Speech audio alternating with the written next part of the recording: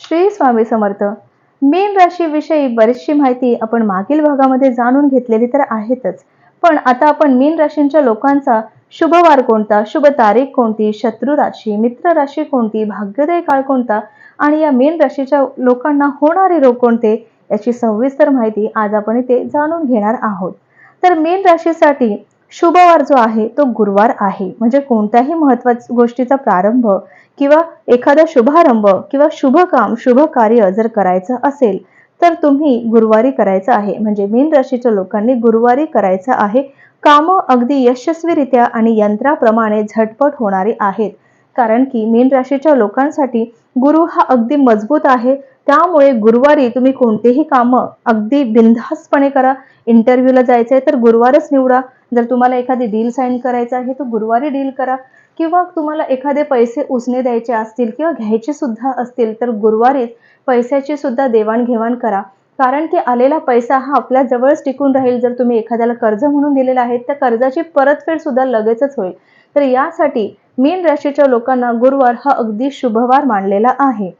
त्याच नंतर घातवार जो आहे तो आहे शुक्रवार. म्हणजे या शुक्रवारच्या दिवशी तुम्ही कोणतीही महत्त्वाची कामं करायची नाही.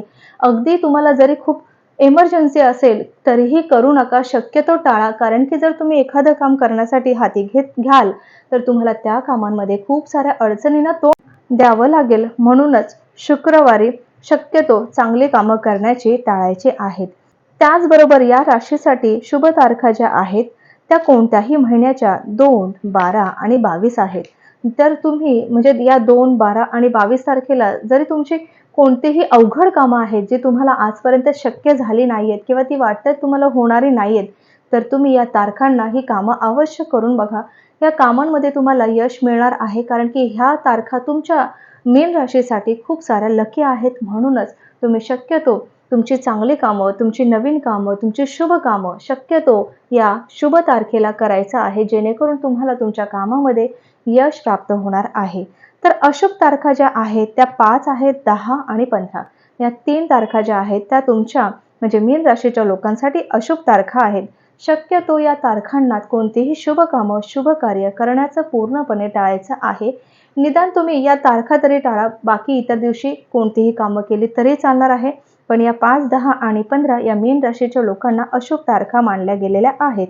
मीन राशीच्या व्यक्तींनी शैक्षणिक क्षेत्राच्या संबंधित प्राथमिक, सेकंडरी टीचर्स, कॉलेजमध्ये लेक्चरर, प्रोफेसर, रीडर, प्राचार्य या क्षेत्रामध्ये जर ते अभ्यास करण्याचे इच्छित असाल किंवा तुम्हाला यामध्ये करिअर करायचं असेल तर तुम्ही हमखास अगदी डोळे झाकून करिअर करू शकता. कारण की या मीन राशीच्या लोकांसाठी हे करिअर अगदी उपयुक्त आहे. खूप तुम्हाला पॉझिटिव्ह फळ देणारे हे करिअर आहे.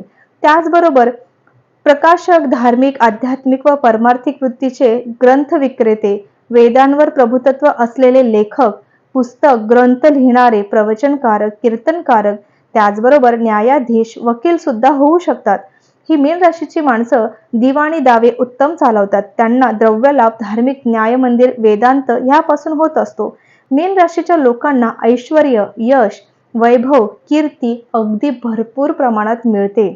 मीन राशीच्या व्यक्तींनी जर तुम्ही शिक्षण घेत असाल तर हे शिक्षण घेतात तर तुम्ही MA, LLB, SSC, PhD किंवा टेक्निकल पैकी DMEB पैकी, मेडिकल लाईन पैकी सर्जरी, मेडिसिन यापैकी कोणतेही लाईन यासाठी शिक्षण आवश्यक घ्यावं. कारण की गुरु हा ज्ञानाचा स्वामी असल्यामुळे कोर्स पूर्ण करून कॉलेजमध्ये तुम्ही लेक्चरर सुद्धा होऊ शकता, प्रोफेसर, प्रिन्सिपल सुद्धा होऊ शकता. त्याचबरोबर रीडर ह्या जगावर काम करणारे सुद्धा होऊ शकता. शैक्षणिक क्षेत्रात ऑफिसर सुद्धा होऊ शकता. लीगल ॲडव्हायझर, जज, हायकोर्ट सेशन जज होण्याचा योग ह्या लोकांमध्ये भरपूर प्रमाणात दिसून येतो आणि ते त्यात कमालीचे यशस्वी होतात. म्हणूनच जर तुम्ही तुमचं करिअर करायचं ठरवत असाल किंवा विद्यार्थी वर्ग जर असेल तर तुम्ही कोणत्या याच्यामध्ये करिअर करावं किंवा कोणत्या क्षेत्रामध्ये शिक्षण घ्यावं तर तुम्ही हमखास या क्षेत्रामध्ये अवश्य उतरा. तुम्हाला भरपूर सारे यश या क्षेत्रामधून मिळणार आहे. त्याचबरोबर मीन राशीच्या व्यक्तींचा नोकरीचा संबंध जर म्हणाल तर शैक्षणिक, धार्मिक, न्यायालय, म्हणजे धार्मिक न्यायालयांमध्ये जज यांच्याशी येतो. त्याचबरोबर जर कुंडलीत जर मीन रास असेल आणि त्याचा स्वामी जर गुरु असेल, हा मकर राशीचा म्हणजे नीच राशीत असेल, तर गुरुची ग्रहपीडा ही जबरदस्त जाणवते. म्हणजे जर तुम्ही विशेषतः 12वा गुरु असताना व गुरुची 16 वर्षाची महादशा विचित्र पद्धतीने चालू असताना 12व्या गुरुत जाणवतं. म्हणजेच तुम्हाला गुरुची महादशा भरपूर प्रमाणात जर जाणवत असेल, तर गुरुवारी गुरुचे दान केल्याने ही ग्रहपीडा कमी होण्यास मदत होत असते. म्हणूनच तुम्हाला 1 ग्रॅम सुवर्ण दान करायचं आहे. हे सुवर्ण तुम्ही कोणत्याही व्यक्तीला, घरातल्या व्यक्तीला किंवा एखाद्या गरीब गरजूवंत व्यक्तीला दान केलं तरीही चालणार आहे. त्याचबरोबर पुष्कराज अवश्य धारण करावा. मीन राशीच्या लोकांनी पुष्कराज अवश्य धारण करावा. खूप सारं तुम्हाला अडलेली कामं आहेत, तुमची कामं होत नाहीत, तर तुम्ही हा पुष्कराज जर धारण करत असाल, तर हमखास तुम्हाला तुमच्या लाईफमध्ये थोडासा चेंजेस जाणवलेला नक्कीच दिसून येणार आहे. त्याचबरोबर तुम्हाला हरभऱ्याची म्हणजे चण्याची डाळ 1.25 किलो एखाद्या व्यक्तीला दान करा. कोणत्याही व्यक्तीला करा. अगदी मंदिराबाहेर बसतात त्या व्यक्तींना दान केले तरी चालणार आहे. अगदी रस्त्यावरून तुम्हाला एखादा गरजवंत जाताना दिसत आहे त्याला दान केले तरीही चालणार आहे. पण ही हरभऱ्याची डाळ महिन्यातून एकदा कोणत्याही एका व्यक्तीला अवश्य दान करावी. म्हणजे तुमची रेंगाळलेली जी काही कामं आहेत ती पूर्णपणे अगदी व्यवस्थित निर्विघ्नपणे पूर्ण होणार आहेत. त्याचबरोबर तुम्हाला साखर सुद्धा दान करायची आहे. आता ही साखर तुम्ही अर्धा किलो करा, 1 किलो करा, पाव किलो करा, कितीही करा. अगदी 1 चमचाभर जरी एखाद्या बाजूवाल्याला आपल्या केली तरीही चालणार आहे. पण ही साखर ती अवश्य दान करायची आहे.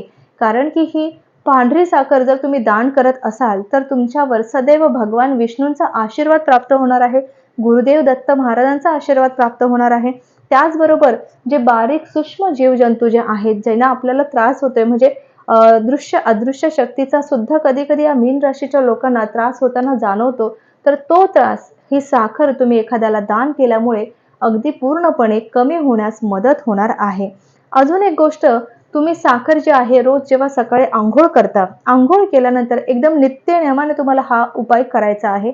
उठल्या-उठल्या जेव्हा तुम्ही अंघोळ करता, अंघोळ झाल्यानंतर अगदी चिमूटभर साखर आणि चिमूटभर गव्हाचं पीठ हे आपल्या दरवाजाच्या बाहेर घालायचं आहे, टाकायचं आहे. म्हणजे चिमूटभर, जास्त नाही, ते कोणाच्या पायाखाली येईल असं टाकायचं नाही, तर अगदी भिंतीच्या कडेला टाकायचं आहे. ही साखर आणि हे पीठ आपण मुंग्यांना टाकत आहोत. म्हणून हे मुंग्या खातील अशाच ठिकाणी आपल्याला हे टाकायचं आहे. जेणेकरून या सूक्ष्म जीवजंतूंपासून आपल्याला जी पीडा जाणवत आहे किंवा जी पीडा होत आहे, ती सुद्धा कमी होण्यास मदत होणार आहे. धनप्राप्ती, अचानक धनलक्ष्मीचा योग जुळून येणार आहे. त्यामुळे या मीन राशीच्या लोकांनी हा उपाय रोज सकाळी उठल्यानंतर हा अवश्य करावा. त्याचबरोबर गुरुचा जप हा 19,000 जर केला, तर तुम्हाला कोणतेही त्रास, कोणतीही ग्रहपीडा, गुरुची महादशा राहणार नाही. त्याचबरोबर मीन राशीला होणारे जे आजार आहेत, ते रक्त नासणं, ब्लड प्रेशर हाय किंवा लो, फुफ्फुसातील शरीरावर सूज येणं, पाठीच्या कण्याचे स्नायू दुखणं, लचकणं, त्याचबरोबर देवी, गोवर येणं, खरूज, नायटे, नारू, त्याचबरोबर अवाळू, गाठी, शरीरातील चिवट व मृदुरस बिघडणे, क्षयरोग, पावलांना जखमा होणे, डायबिटीस होणे, मज्जारंजूचे विकार, डोके फिरणे, त्याचबरोबर अष्टमात म्हणजे मृत्यूस्थानात गुरु असेल तर तीर्थक्षेत्रावर मृत्यू संभावतो. उतारवयात ह्याची आध्यात्मिक प्रगती बरीच होते व सद्गुरूची कृपा यांच्यावर नेहमीच होत असते. मीन राशीच्या गुरुपासून द्रव्यलाभ, धार्मिक, वेदांत, ऐश्वर्य, यश, आशा, वैभव, संतती, संपत्ती, याचबरोबर वाहने, मंत्रविद्या, शारीरिक सौख्य, बुद्धी, राजकारण यांचा बोध होताना दिसून येतो. गुरुची महादशा ही 16 वर्षाची असते. त्याचबरोबर मीन राशीचे मित्र राशी आहे ही सिंह, कर्क, मेष आणि वृश्चिक या मीन राशीच्या मित्र राशी आहेत. म्हणजे या मीन राशीच्या लोकांना ह्या राशींपासून खूप सारा फायदा होणार आहे. जरी तुम्ही यांच्याशी भागीदारी करत असाल, धंद्यामध्ये म्हणा, बिझनेस पार्टनर म्हणून जर असाल, तर तुम्हाला ते खूप सारी मदत तुम्हाला करणार आहेत. त्यांच्यापासून तुम्हाला लाभच होणार आहे. आणि त्याचबरोबर तुम्ही जर त्यांच्यासोबत नोकरी करत असाल किंवा तुमची एखादी चांगली घट्ट मैत्री असेल, तर ती सुद्धा अशीच कायम राहणार आहे. त्यामुळे शक्यतो या मीन राशीच्या लोकांनी सिंह, कर्क, मेष आणि वृश्चिक या लोकांसोबत पार्टनरशिप करण्यास हरकत नाही. अगदी डोळे झाकून तुम्ही ह्या लोकांसोबत पार्टनरशिप केल्यास बिझनेस हा यशस्वी होणार आहे. त्याचबरोबर मीन राशीची शत्रू राशी आहे ती आहे मिथुन, कन्या, वृषभ आणि तूळ. या मीन राशीच्या शत्रू राशी आहेत. या मीन राशीला ह्यांच्यापासून खूप त्रास जाणवतो, अगदी तोटा सुद्धा सहन करावा लागतो आणि नुकसान होताना सुद्धा दिसून येतं. त्यामुळे शक्यतो मीन राशीच्या लोकांनी या लोकांपासून थोडंसं 2 हात लांब राहावे. त्याचबरोबर मीन राशीच्या लोकांसाठी भाग्योदयचा काळ आहे तो वय वर्ष 16 ते 32 आहे. आयुष्यात होणारे बदल वय वर्ष 16, 32, 48, 64, 80, 96 म्हणजे काहीतरी उत्तम या वर्षी घडणार आहे. 32व्या वर्षी आयुष्य स्थिर होणार आहे आणि 48व्या वर्षी धार्मिक गोष्टीकडे लक्ष वेधलं जाणार आहे. सद्गुरूची कृपा सदैव या मीन राशीच्या लोकांवर राहणार आहे आणि मीन राशीच्या व्यक्तींनी स्वच्छतेची आवड व टापटिपीची आवड ही जबरदस्त राहणार आहे. आणि या मीन राशीच्या लोकांना अगदी नेहमी नीटनेटकं राहणं, ऐश्वर्य लाईफ जगणं म्हणजे लक्झरी लाईफ जगणं म्हटलं तरीही चालेल. ह्या मीन राशीच्या लोकांना फार प्रमाणात आवडतं. कारण की ही मीन रास ही गुरुतत्वाची रास आहे. म्हणजे गुरु हा प्रभावी आहे या मीन राशीच्या लोकांसाठी आणि ज्याचा गुरु स्ट्रॉंग असेल तर तो काहीही जीवनात अचीव करू शकतो. म्हणूनच जर तुम्हाला गुरुग्रह मजबूत ठेवायचा असेल तर नेहमी तुम्हाला गुरुचरित्राचं पारायण करायचं आहे. आता लेडीज वर्गाने हे करू शकत नाही म्हणून ते ऐकायचं आहे. त्याचबरोबर गुरुचा महामंत्र बोलायचा आहे. रोज बोला. दत्तगुरु महाराजांचे मंत्र मी सांगितलेले आहेत ते सुद्धा नित्य नियमाने पठण करा. जितके गुरुची सेवा तुम्हाला करता येईल, जितका गुरु तुम्हाला तुमचा स्वतःचा स्ट्रॉंग करता येईल तितका करण्याचा अवश्य प्रयत्न करा. कारण की सगळ्या ग्रहांमधून गुरुग्रह हा खूप स्ट्रॉंग ग्रह आहे आणि जर हा ग्रह स्ट्रॉंग असेल तर तुमच्या जीवनामध्ये तुम्हाला कधीही कोणतीही अडचण जाणवणार नाही. म्हणूनच मीन राशीने नेहमी लक्षात ठेवा, गुरुची सेवा करा, दत्तगुरु महाराजांची उपासना करा, सेवा करा, त्यांची पूजा अर्चा रोज करत चला आणि किमान वर्षातून एकदा तरी तीर्थक्षेत्री जाऊन दर्शन हे अवश्य करत चला. तर ही झाली मीन राशी. या मीन राशीविषयी आता आपण संपूर्ण माहिती जाणून घेतलेली आहोत. चला तर मग भेटूया आपण आपल्या पुढच्या भागात. तोपर्यंत श्री गुरुदेव दत्त, श्री स्वामी समर्थ महाराज की जय.